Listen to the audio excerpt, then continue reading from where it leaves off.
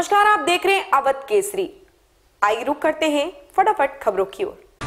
दुनिया भर के देशों के समर्थन पर एक सवाल के जवाब में यूक्रेन के विदेश मंत्री कुलेबा ने कहा कि प्रधानमंत्री मोदी हम उनसे राष्ट्रपति पुतिन तक पहुंचने और उन्हें समझाने के लिए कहते हैं कि यह युद्ध सभी के हित के खिलाफ है। प्रधानमंत्री नरेंद्र मोदी मानते हैं कि सरकारी योजनाओं के लाभार्थियों का वर्ग चुनावी सियासत या लाभ हानि का हिस्सा नहीं है। ये समूह दरअसल विकास योद्धा है जो अपनी बुनियादी जरूरतों से आगे बढ़कर देश के विकास में दमखम दिखाने को तैयार है। इससे देश को जो लाभ मिलने वाला है वह कल्पना से परे है। उत्तर प्रदेश के मुख्यमंत्री योगी आदित्यनाथ ने रविवार को यूक्रेन से लौटे 50 छात्रों से मुलाकात की। यूक्रेन में हजारों की संख्या में भारतीय फंसे हुए हैं। उन्हें वापस लाने के लिए भारत सरकार ने ऑपरेशन गंगा अभियान चलाया हुआ है। यूक्रेन के खिलाफ जंग छेड़ने के बाद व्लादिमीर पुतिन को रूस में ही कड़े प्रतिरोध का सामना करना पड़ रहा है। यहाँ तक कि कई बच्चे भी पुतिन के खिलाफ प्रदर्शन कर रहे हैं। ऐसे में नई पीढ़ी को समझाने और इस जंग को जायज ठहराने के लिए पुतिन ने स्कूलों में एक राष्ट्रव्यापी कार्यक्रम शुरू किया है।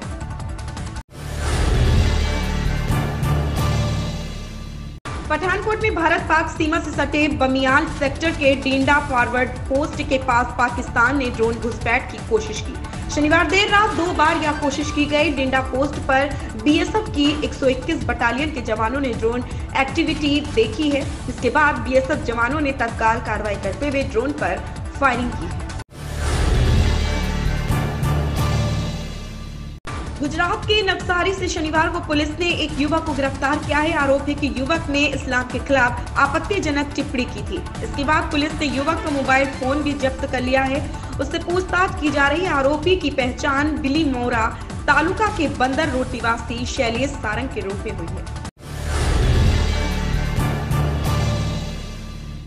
जम्मू कश्मीर के मौसम में अगले 24 घंटे में बदलाव के आसार हैं। मौसम विज्ञान केंद्र श्रीनगर के अनुसार रविवार को जम्मू और कश्मीर के कुछ हिस्सों में बारिश और बर्फबारी हो सकती है।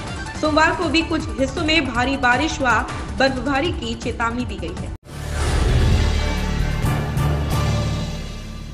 ऑपरेशन गंगा के तहत भारतीय वायुसेना द्वारा यूक्रेन में फंसे 4 छात्राओं की वतन वापसी कराने का सिलसिला जारी है। अभी तक हिंडन एयरफोर्स स्टेशन पर 7 विमानों से 1428 भारतीयों को लाया जा चुका है। इसी बीच शुक्रवार रात करीब 11 बजे से लेकर शनिवार सुबह 6 बजे तक वायुसेना के 3 C-17 ग्लोब मास्टर 629 भारतीयों को लेकर पहुंचे।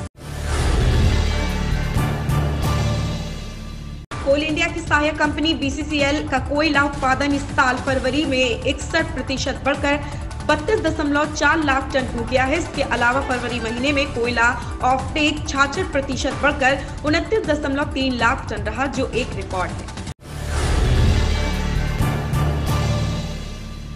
जानवी कपूर निर्माता बोनी कपूर और श्रीदेवी की बेटी है। श्रीदेवी उस समय की सबसे खूबसूरत अदाकारों में से एक होने के साथ ही पहली फीमेल सुपरस्टार भी थी।